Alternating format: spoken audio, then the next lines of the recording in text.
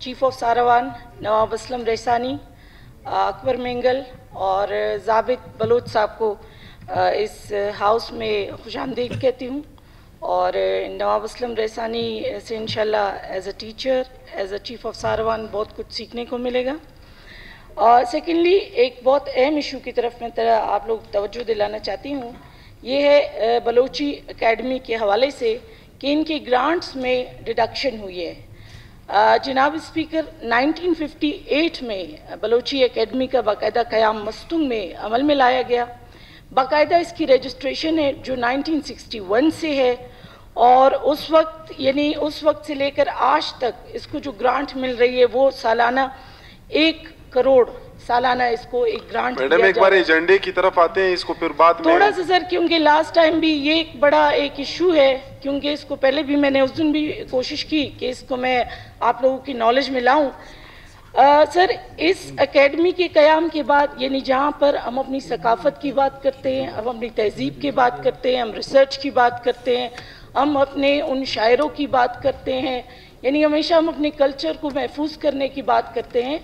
تو بلوچی اکیڈمی وہ واحد اکیڈمی ہے بلوچستان میں، یعنی پشتو اکیڈمی ایک بلوچی اکیڈمی، جنہوں نے وہ پرانے جو ہمارے شاعر تھے، ادیب ہے، ان کے جتنی بھی یعنی باتیں ہیں ان کو محفوظ کر رکھا ہے، آج کے لیے نہیں بلکہ آنے والے صدیوں تک ہمارے بچے اس سے مستفید ہوں گے۔ بلوچی اکیڈمی نے کوئی 480 کے قریب کتابیں چھاپی ہیں۔ ریسرچ انسٹیٹیوٹس ہمارے پاس نہیں ہے اس وقت بلوچستان میں، یہ واحد وہ انسٹیٹیوٹ ہے جو آپ کے اسٹوڈنٹس کو ریسرچ بھی پرووائڈ کر رہے ہیں، انٹرنیشنل لیول پہ آپ کے اسٹوڈنٹس آ کے اسی اکیڈمی پہ آ کے ریسرچ بھی ہے، ٹاپکس دیکھتے ہیں، پڑھتے بھی ہیں، لیکچرز بھی ہیں، یعنی یہ 1 کروڑ کے گرانٹ پہ پورا سال یہ والنٹیئر چلا رہے ہیں، اور اس کی بلڈنگ کے لیے بھی سردار اختر جان مینگل نے اپنی طرف سے جو پیسے منظور کرائے اس کی بلڈنگ بنی۔ اس کے علاوہ ہمارا 70% جو ہمارے کمپٹیٹیو ایگزامز ہوتے ہیں، چاہے وہ CSS ہے، PCS ہے، آپ کے باقی ایگزامز ہوتے ہیں، 70% آپ کا مواد اسی بلوچی اکیڈمی سے لیا جاتا ہے۔ اس کے علاوہ یعنی ہم اس کے جو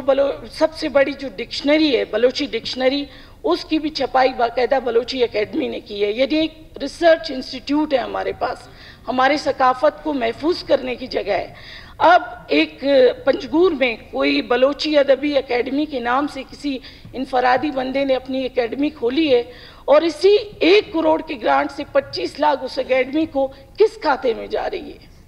اس کو کائنڈلی آپ اپنے نوٹس میں لائیں۔ اس ہاؤس سے میری ریکویسٹ ہے، جن کی اتنی خدمات ہیں، یعنی 1961 سے لے کر اب تک آپ سب کے سامنے ہیں، آپ اس کو اسٹڈی کر لیں۔ اس میں جو سٹاف ہے وہ بھی والنٹیئر کام کر رہا ہے، مختلف لوگوں کے لیے ورکشاپس یہ آرگنائز کرا رہے ہیں۔ جو یہ 25 لاکھ کی ڈیڈکشن ہے وہ ایک انفرادی شخص کو خوش کرنے کے لیے کائنڈلی یہ ظلم نہ کرے، کیونکہ ہمیں اپنی ثقافت کو اگر لے کے چلنا ہے تو اویس اس طرح کی چیزوں کو اس ایوان میں ہمیں اسٹینڈ لینا چاہیے۔ آج بلوچی اکیڈمی کے ساتھ ہوا ہے، کل پشتو اکیڈمی کے ساتھ بھی ہو سکتا ہے، اور آہستہ اس طرح ہمارے ایجوکیشنل جو انسٹیٹیوٹس ہیں ان میں سے بھی ڈیڈکٹ کر کے اگر انفرادی لوگوں کو ہم نے خوش کرنا ہے تو میرے نہیں خیال کہ یہ کوئی خوش آئند بات ہوگی۔ تو آئی ریکویسٹ کہ پلیز اس کی گرانٹ کو آپ لوگ جو ہے نا کسی اور کو نہ دیں۔ شکریہ میڈم، آپ نے اچھی بات کی، اس پر غور کیا جائے گا۔